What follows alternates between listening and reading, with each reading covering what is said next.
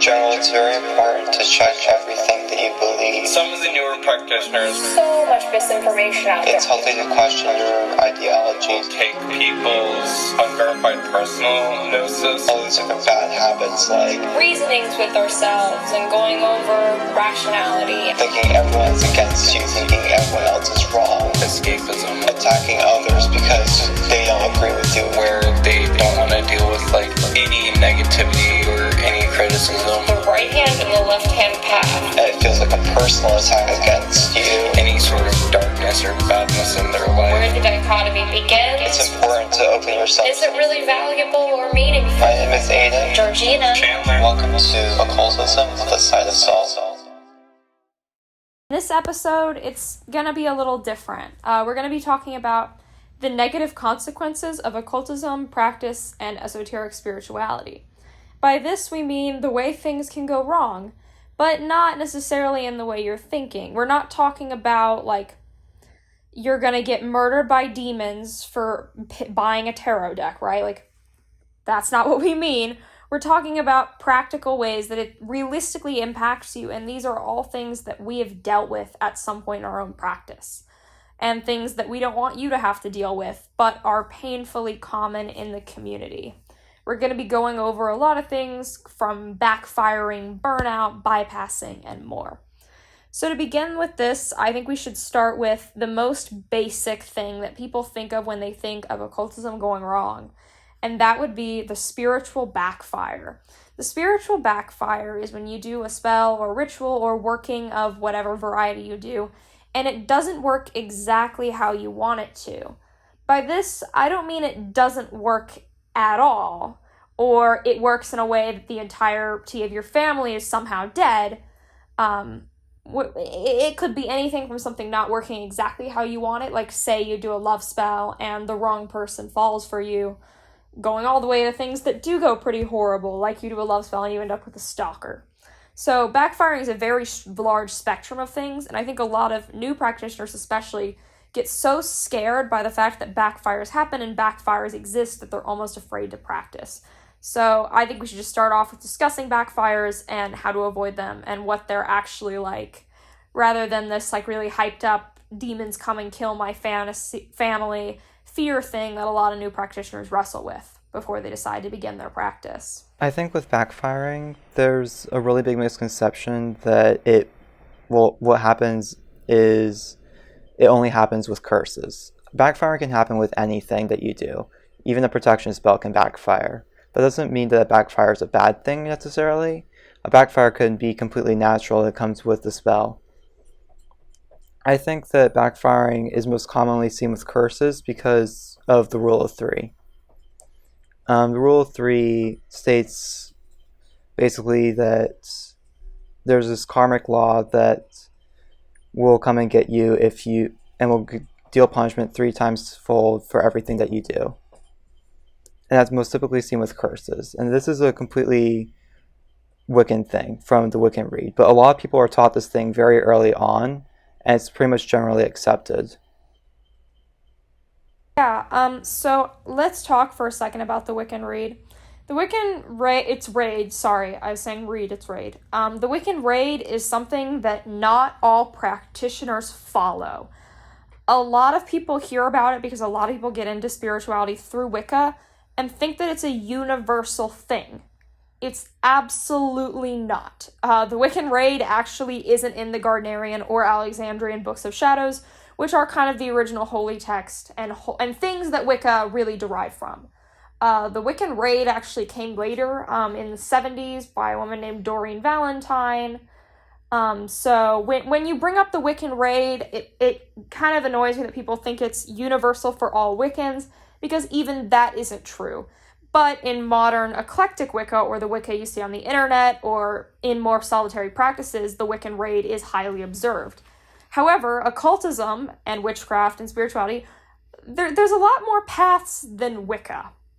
And so when people bring up the Raid, they can really bring it up as something universal that everyone agrees with. And if you mention a more baneful working, they're like, oh, think about the Raid.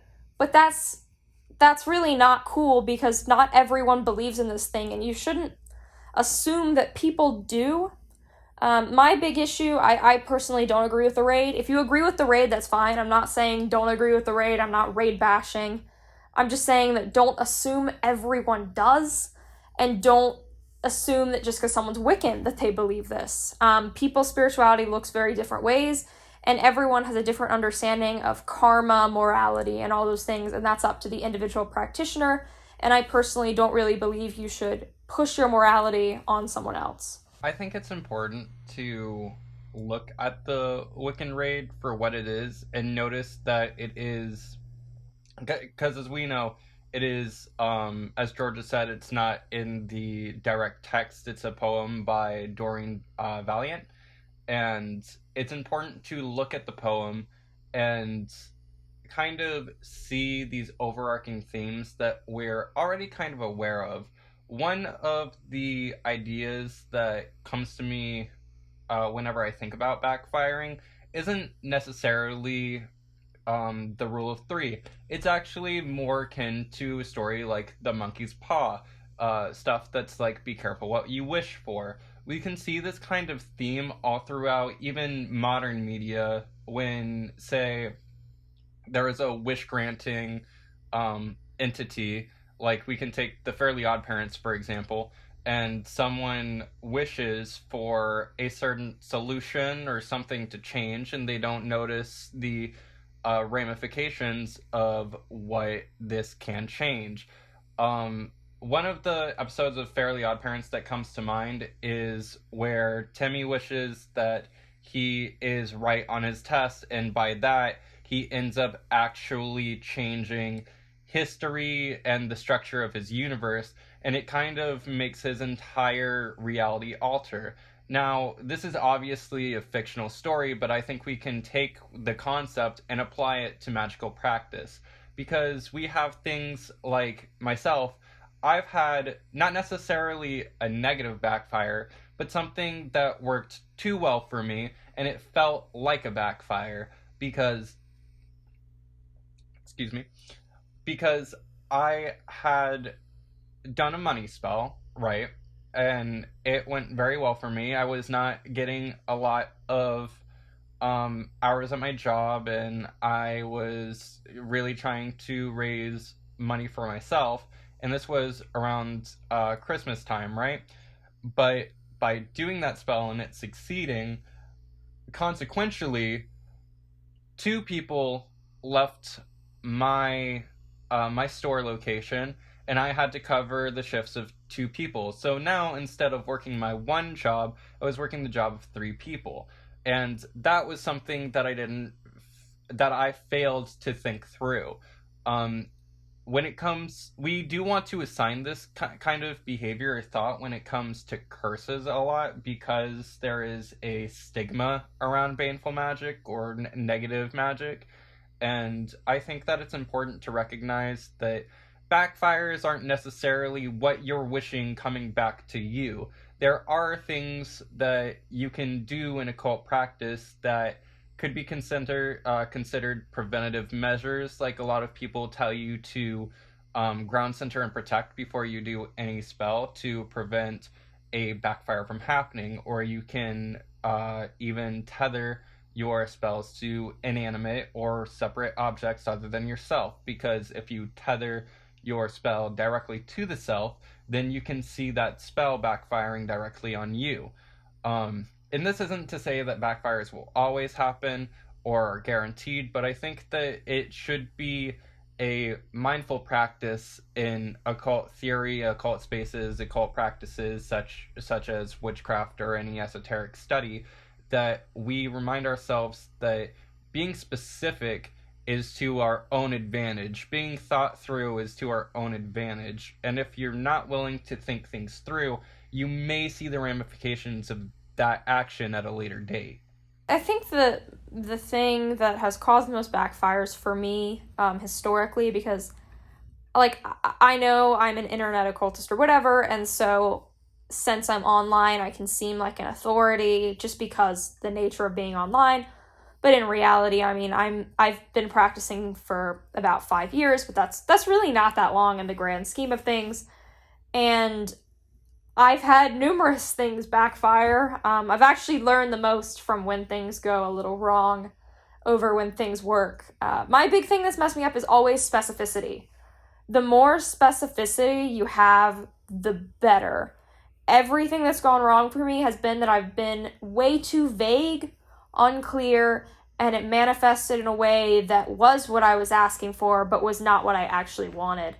So my big advice from all my trial and error is specificity matters. The more correspondences you can get, the better. The closer to a very specific goal you have in mind, the better things work, at least in my unverified personal gnosis and experiences of doing a lot of things.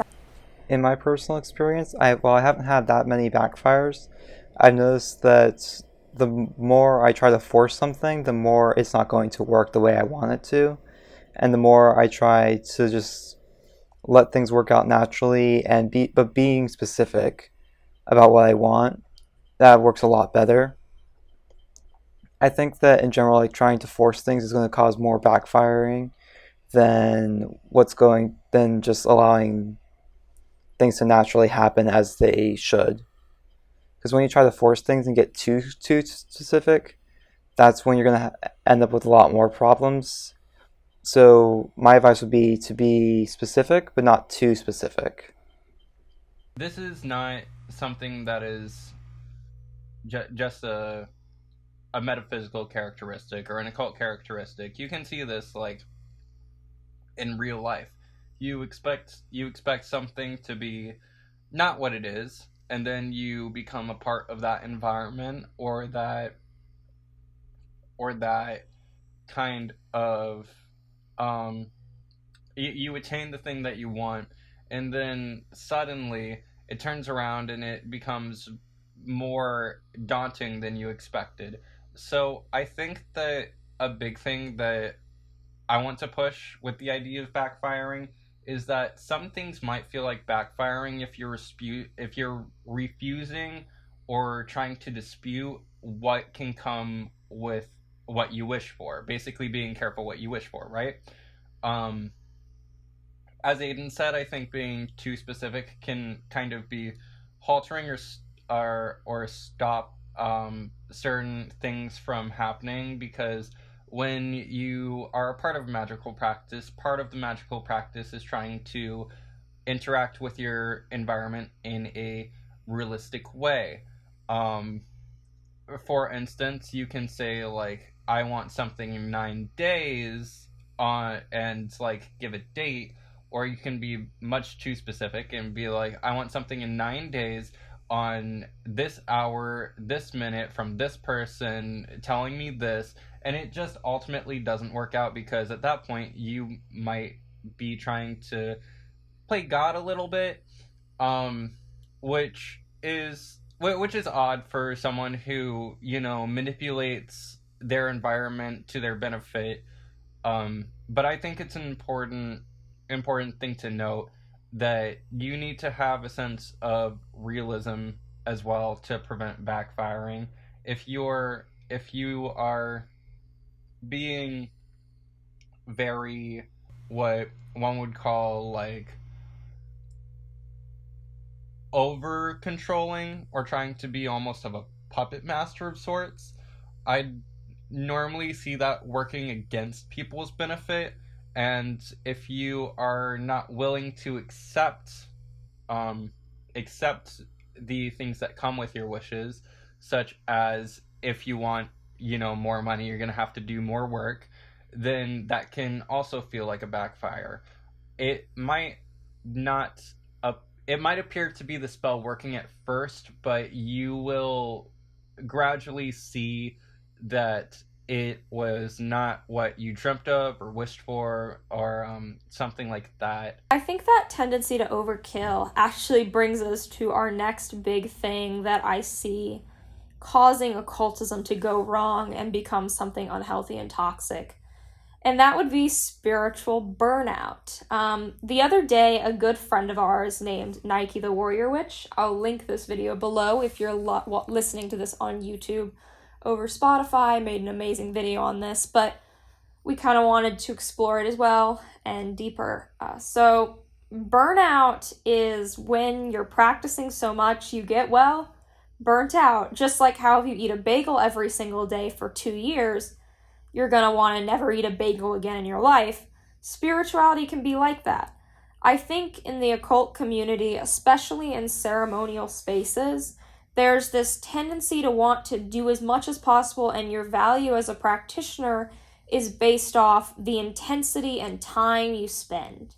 People I constantly see talking about how many hours they meditate for, how they do 19 Enochian rituals a day, yada, yada, yada. But in reality, having a spiritual and mundane life balance is really important. Like online, like you see people who talk about spirituality all the time because they're spiritual content creators or educators, but they all have lives outside of this. And if you make this your entire life and never do anything else, you're gonna eventually become sick of it, and it's gonna damage your spiritual growth in the long term because you're gonna move away from spirituality. Because if you're obsessed with something and it's all your life is, it can lose its value, and when you're doing these elaborate rituals, if you do them all the time, they lose a lot of that specialness. And that's not to say that your faith or your beliefs affecting your everyday life is not it's not a bad thing, but it's important to take a step back and go into mundane reality whenever you're working in occult spaces, because it is very easy to become very enthusiastic about everything that occult spaces such as even witchcraft or what would be considered, folk magic has to offer. It is a lot to learn. It's a lot of history. Sometimes it can be overwhelming, and sometimes you want to take a deep dive. It is a good practice to regularly take things slowly at your own pace, and if you want to, run for a little bit, that's fine. But if you are trying to marathon, say, 30 years of experience and practice on your first year of just studying, practicing, stuff like that, you are going to wear yourself out. And that kind of thing can be harmful to not only you spiritually, but can completely diminish your interest in spiritual practices. A huge reminder I have to give myself is, why did I originally want to start doing my spiritual practices? And a lot of the time, most people I talk to, it was either to grow or to have control over my life, or to kind of have some sort of sense of self outside of society. Who am I when I'm alone? What can I do with myself when I'm alone? How can I treat myself? Because I came to occult spaces from a very dark place. And I think it's important to go back to your roots whenever you are practicing, and note that you don't have to be a master in a year or 2 years or 5 years or 10 years. It's an ongoing journey for everyone. Just how if you go into the gym and you're either scrawny or much larger than everyone there who's been going to the gym for 5 years, you aren't going to walk out of the gym that day looking like a bodybuilder. It's the same concept, and it's important to note that if you are trying to do a deep dive, that you should keep a healthy mindset, and try to pace yourself to what you feel like is appropriate. Not necessarily, becoming disinterested, slowing down, taking a small amount of time, but not feeling like something is overwhelmed or overwhelming you, or wanting to be at a higher level than what is realistically possible for the practitioner in a single time space. I think the gym metaphor is really a great metaphor for this situation, because if you go to the gym too much and you work out too much, you're going to get a muscle strain. Like, if you do it too much, you can get hurt. And with occultism, if if occultism is let's be clear with this. Occultism and witchcraft and spirituality are risky behaviors. There are inherent risk in playing with these things because as humans we can't fully comprehend it, and it's a lot of things that we don't fully understand. And so we need to be careful and think about safety a lot. And if you're someone who does occultism for hours and hours every single day, doing daily spells and ritual work, doing invocation like all the time, it's easy to kind of lose your grip on reality and sanity. Because as mystics, and there's this great quote, the mystic swims in delight in the water. No, it's the psychotic drowns in the waters that the mystic swims in delight. And I think we should really remember that, because as much as I think occultism is a great thing, and I think it's something amazing and beautiful, and it's phenomenal we get to experience these phenomenal experiences, but we are walking a line of sanity and insanity, and if you're doing it too much, it's really easy to kind of lose grasp on reality. It's easy to get lost in all of this and forget about your mundane life, when your spiritual health is just part of your health and is not the only thing that matters. If you're doing occultism so much that you're no longer taking care of yourself or doing well at your job or like focusing on your mental health, that becomes such a trap. And then once you hit burnout, because if you're doing it so often, you're going to hit burnout, what do you have left? Your life's no longer in a space where spirituality should be an act of self-help and self-care and self-improvement. And if it's becoming something that hurts you, that's really worrying. And for that reason, it's so important to have balance and to avoid burnout. To maybe, if you're someone like me who gets really into things and really likes to go hard, like I'm a very 0 to 60 person, and I think most people who have issues with burnout are as well, to pace yourself and say, okay, I'm going to schedule out the rituals I'm going to do this week. I'm going to allot a certain amount of pages I read every day so that I don't do too much and risk burnout later on. So just budgeting, writing schedules can be really helpful, making plans and thinking a lot about like how to remember to do things like taking care of myself and taking my meds and working out is just really important. So just if you really do struggle with wanting to do too much, scheduling is a lifesaver. Please just try scheduling things out. It'll make your life easier. In my experience, I've experienced a lot of burnout from focusing way too much on like trying to leave the material behind and trying to like meditate on more celestial things. And while there's nothing wrong with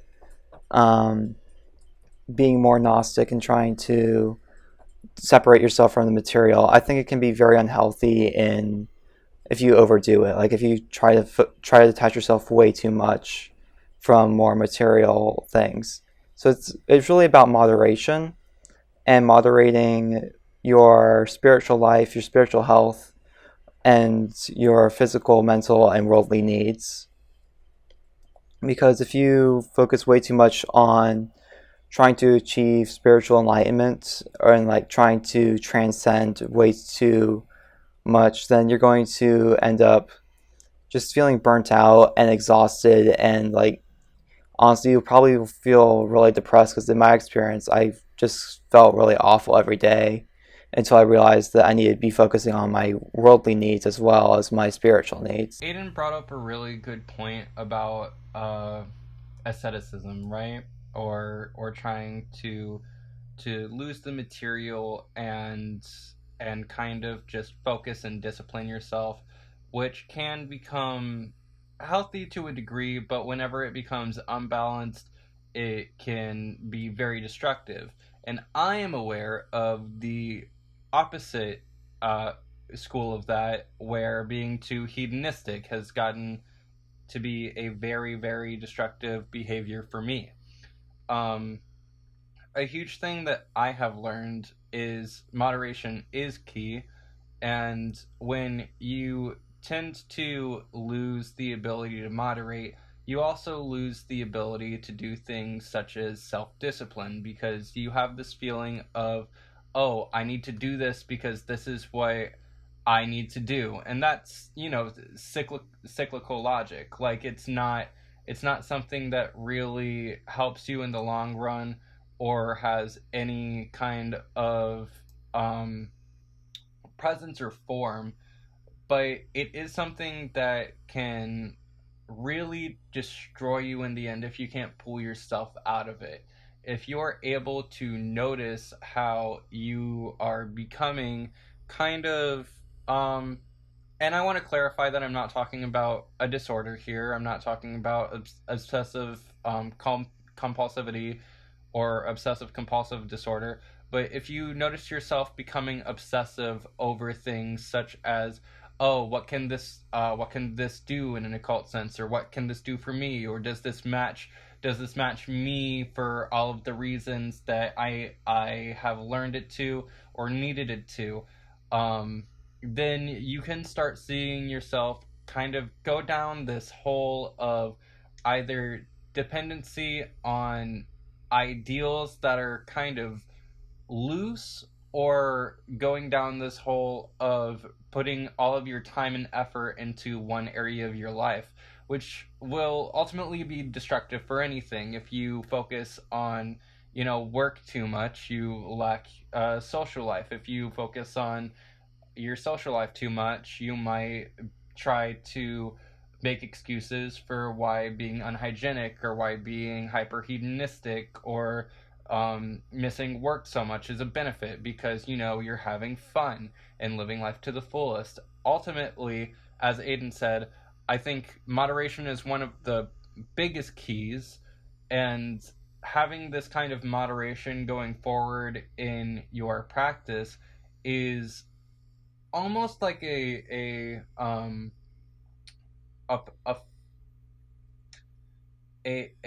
good base, pretty much a good foundation for how to approach problems, how to address them. Are you someone who has a problem and immediately tries to go to spell work? Do you think that's healthy? Do you think that is something that is a good thing to do, or do you think that this can be solved in a mundane way? Like, if you are getting poor grades, a lot of people would argue to study first and do, luck spells on days where you have tests, or are turning in assignments, or even placing a sigil of luck for the same kind of schoolwork. But there is a mindset that I've come across a lot where it's like, I have a problem, I'm going to get rid of this problem by helping myself and hurting someone else. So I've seen that same problem addressed by, I'm going to hex my teacher, which, I'm sorry, but that just doesn't change your grades. It's kind of this behavior I've noticed that is, magic is the answer for everything, and it's just not. It comes down to something like, so in occult spaces, funnily enough, there's a lot of talk about dissolution of the ego, right, as some sort of goal. But in a lot of cases, when you get into the occult, at least at first, people actually gain more ego and can almost go on a power trip once you start seeing results, especially if you start with like sigils and manifestation stuff. I find that a lot of people get their first results through sigil craft, just in like a case-by-case thing. But once you see the first results, you can go on this crazy power trip. It tends to not last, but it's definitely a thing. So you notice you can change your reality, and you start going crazy and feeling like some sort of god on earth, and it just gets to your head in this very specific way, and you feel so on top of everything and powerful, and it's really toxic, because while it is nice to have this sense of control, it can become really risky and dangerous if it's making you feel like you can trample on anyone, and you're like, oh, I'll just hex you, oh, I'll just not do this, I'll just magic it away. Like, it can pull you out of thinking about things realistically and seeing other people as human and seeing yourself as a human, because we all are people. We're not mythical beings, right? We're not gods. Hate to break that to you. And it just can become this very toxic spiral of this sort of narcissism that some people get. And it's really concerning, and if you see yourself falling into that, especially if you're newer, know that it's not abnormal, but that you can kind of work against it and pull it out and break it down and work out of it. Another thing I wanted to touch on that you talked about a bit is seeing everything as magic if you're going this super hardcore direction. And I wanted to talk about signs and synchronicities. So if you're someone who is going into this overkill practice mode, and you're someone who really looks for synchronicities, especially like numbers, like if you see 333 while checking your phone, you're like, yes, things are working. Or you're given pager 93. Or you get on subway car 7, right?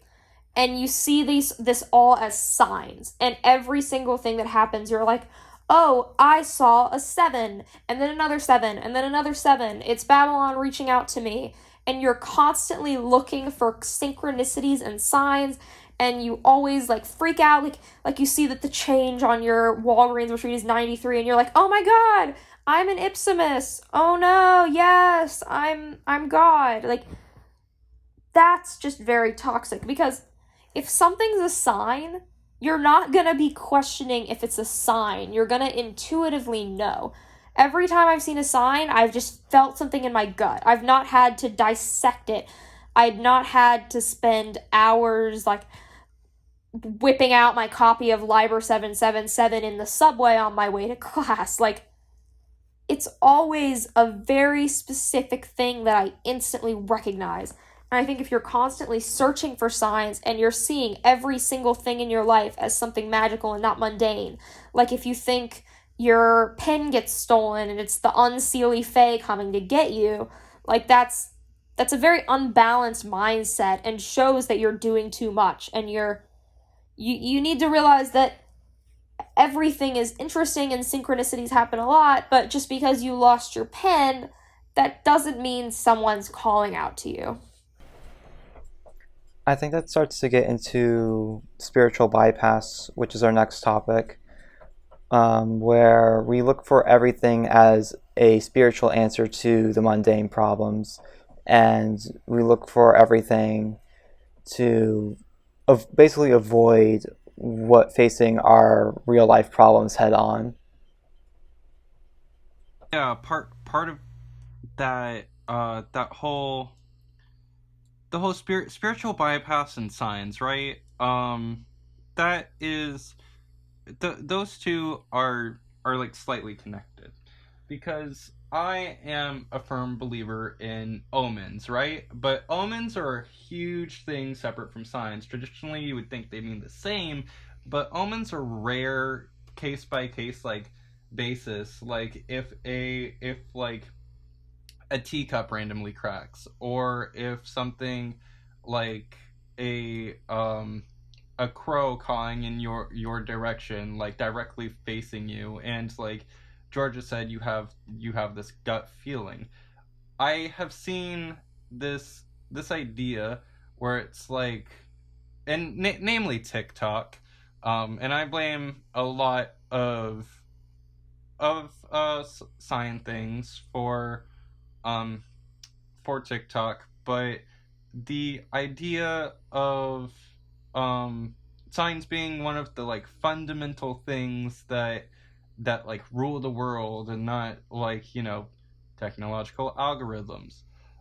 When it comes to spiritual bypass, we have actually the term being coined by John Wellwood, a psychologist and Buddhist teacher, where he defines spiritual bypass as the tendency to use spiritual ideas and practices to sidestep or avoid facing unresolved emotional issues, psychological wounds, and unfinished developmental tasks.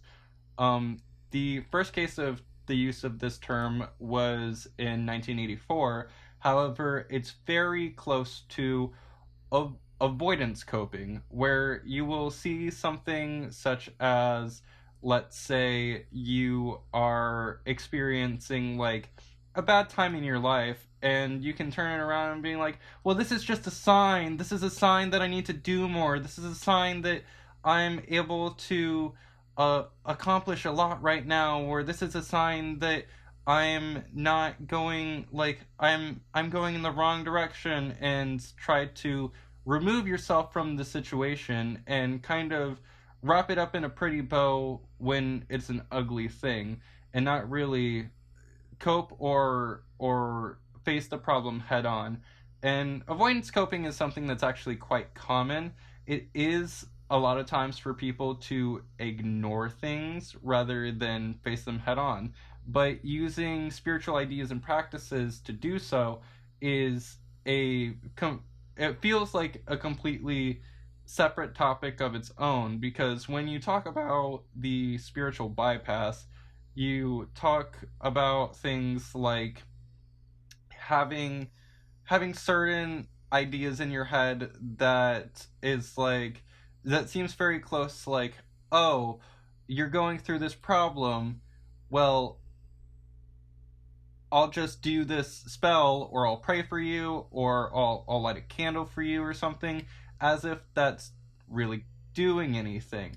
And it's not phrased as help, it's phrased as a solution, which is where the problem comes from. Because I understand that a lot of people who offer their help in spiritual ways are doing just that, offering help, but there is a tendency to use this idea of help as an ultimate solution. Like, why would you need to go to a doctor when you're suffering from this thing, or while I could just do a spell for you or something like that?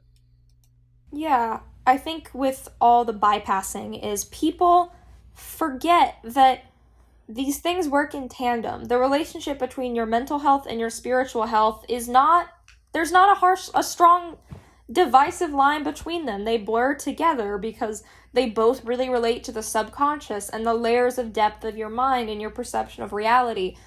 And so the relationship between the two of them can become messy. And if you're using spirituality to avoid those topics and these things that you're struggling with, or you don't want to face head on, or you're finding it easier to conceptualize your depression as something that you can just do a little magic spell away, when in reality you can do both spirituality and therapy. Trust me, do them both. There's no need to choose. It's worrying, and it's something that people are very common to do even outside of occult spaces or witchy spaces. You see this a lot in Christian, like there's a whole sect of counseling called Christian counseling, and they're counselors that specialize on faith-based therapeutic methods, which I don't know too much about it, but I've heard stories from certain people that it was really not effective because it was very prayer-focused, and they didn't feel like they were being addressed head-on, and they were using spirituality to explain their symptoms rather than just addressing the symptoms. And I think that all becomes this very messy rabbit hole, and I think that we need to just tackle both, because in the end, there's certain things that you can't pray away. There's certain things that you can't ritual away. I think the best metaphor for the relationship of ritual and spirituality for life is that it opens doors, but you're not going to cross the threshold unless you stand up and walk. So it's important to do both, and remember that your spirituality will benefit from mental health. Like, the reason why shadow work is such a popular practice in witchcraft spaces, when in reality shadow work is just psychology, is because to be the strongest occultist you can, it's important to work with your mental health, to break it down, and to really explore it and try to heal yourself so that then you can be the strongest occultist you can be. And knowing that these things are together and are something that make each other stronger is super important, but you can't pick one over the other. With that being said, I think some of us are all guilty of trying to bypass our problems in a spiritual way first and foremost. Of course, it's always best to seek as much help as possible from as many places as possible, whether it is from trained professionals or spiritual counsel or anything like that. But some problems do have their place. I am guilty of thinking that me doing shadow work would just cure or solve my depression. That's not to say that my shadow work hasn't helped do things like clarify where my depression comes from, makes me analyze myself in a more critical way than I would like to, but it does, and to that effect, it helped me in finding sources that worsen my depression. But no, there's no banishing spell for mental illness. Like, there's no banishing procedure for what you can consider to be a neurological dysfunction or a kind of offset in your life. There are a lot of things you can do to help yourself, a lot of sources that you can go to, and you can ask your friends that are in non-occult spaces what to do as well. Because a lot of people, when you talk to people in occult spaces, they'll give you occult answers because you are... Excuse me. They will give you occult answers because you are coming to a certain space that has a certain mindset and talks about a certain thing. But that is not the ultimate, like, end-all be-all. It is fine to say, oh, I'm feeling like this weird way or whatever, and I'm not really sure why, and someone offer you shadow work. But it's also healthy for someone to offer you stuff such as peer support or even public therapy lines. When I started my occult practices, I was very, very guilty of doing this. I thought I could meditate and shadow work and just bath the depression away. And as Georgia said, there are some things like you just can't pray away. I couldn't pray the gay away either. You can cut that. But it's one of those things where you're just going to have to sit down and look at your options outside of spirituality in order to make healthy decisions. If you're very reliant on spirituality in any way, shape, or form, it is ultimately going to be it's going to feel either very dismissive to you or very non-constructive.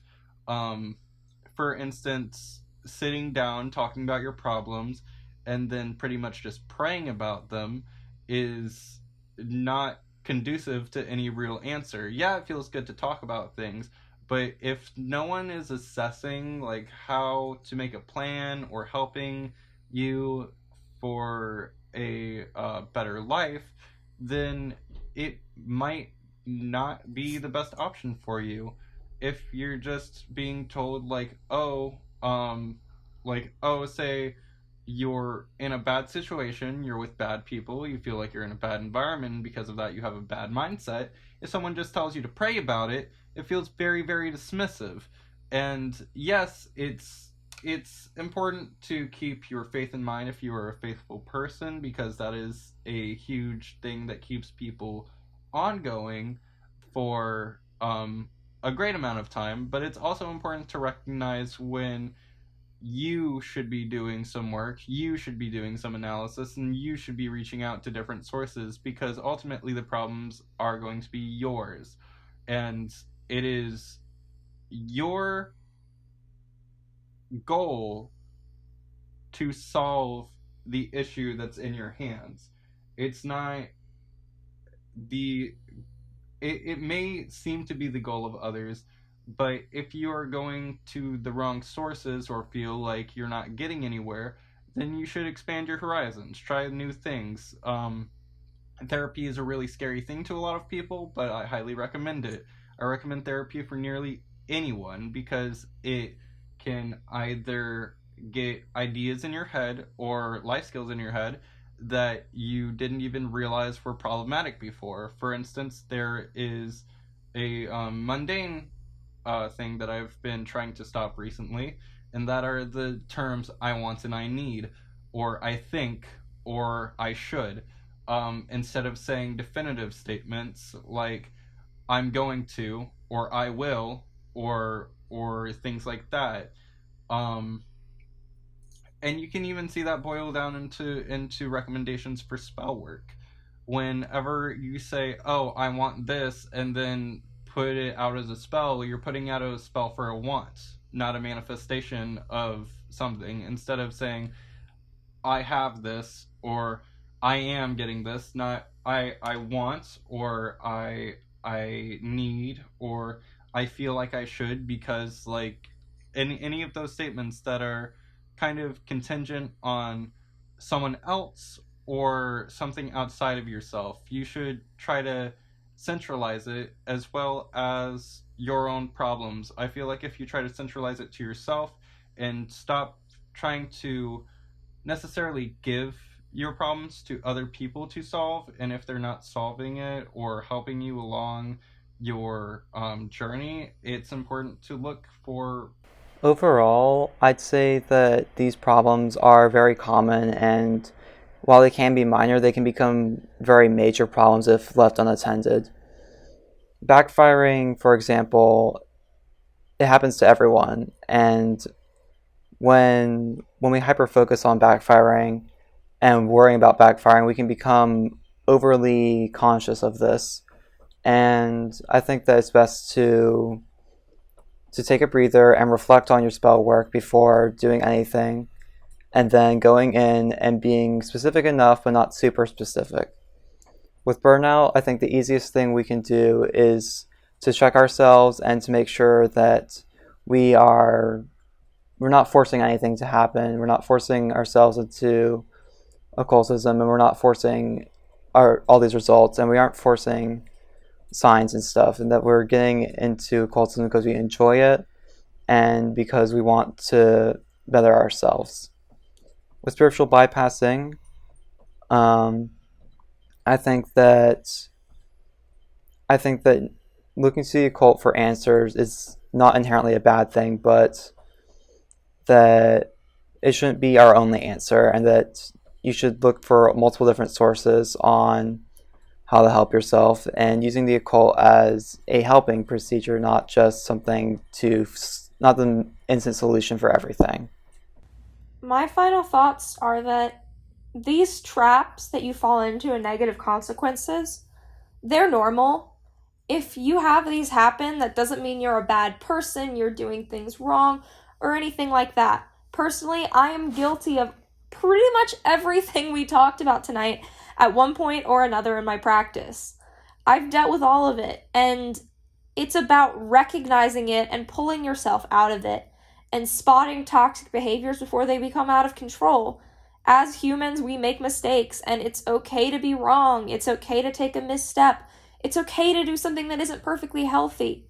It's just that you recognize it and get back on track. And if any of these behaviors applied to you or you related to any of them, that's okay. We're not perfect. We're all learning and growing. All your favorite famous occultists that inspire you started somewhere, and I'm sure they've dealt with these too. We're all only human. We're imperfect, and we're growing and learning. And these things are negative consequences, but they aren't a death sentence. They aren't something that means you're never going to be a good practitioner. They aren't something that means you're going to fail. It's just about growing, trying, and not being afraid to admit that things need to change. Occultism is hard, scary, and a huge thing. And just taking time, reflecting on what you're doing, and being cautious and careful, and you'll find success. Just give it time, and remember to always take care of yourself before anything else in your life. Ultimately, I think that these are small things that can start out small but have a huge snowball effect. And with I would like to remind everyone of like a few proverbs. there is a Chinese one that says a journey of 1,000 miles begins with a single step. And there's one that's akin to before one can learn how to fly, one must learn how to run. Before one can run, one must learn how to walk. Before one can walk, one must learn how to crawl. You cannot crawl into flying. And I think that's very applicable for here, is that you need to take every step possible and be mindful of what you are doing. I think that these things are easy to be guilty of, or can ultimately just happen out of environmental influence, behavioral influence, and it's important to take a step back and analyze yourself often and reassess what you're doing to see if you are putting too much into one aspect of your life. If you feel like you are, you have the realization now, so the moment at that point would be to address it, and addressing that can come in many different ways or forms, and it is ultimately up to you to not be in control of only your microcosm and the world, but your life in its entirety and your mentality. I think that it's healthy to notice these things and to learn from them. And ultimately, that's what we're all doing, is we're going through a learning experience. And I hope, with that being said, that this has helped someone who may be overwhelmed or unsure or fearful even to be more mindful in their daily life. So, this has been Georgina. And I've been Chandler. I've been AIDEN. And you have been listening to Occultism with a Side of Salt.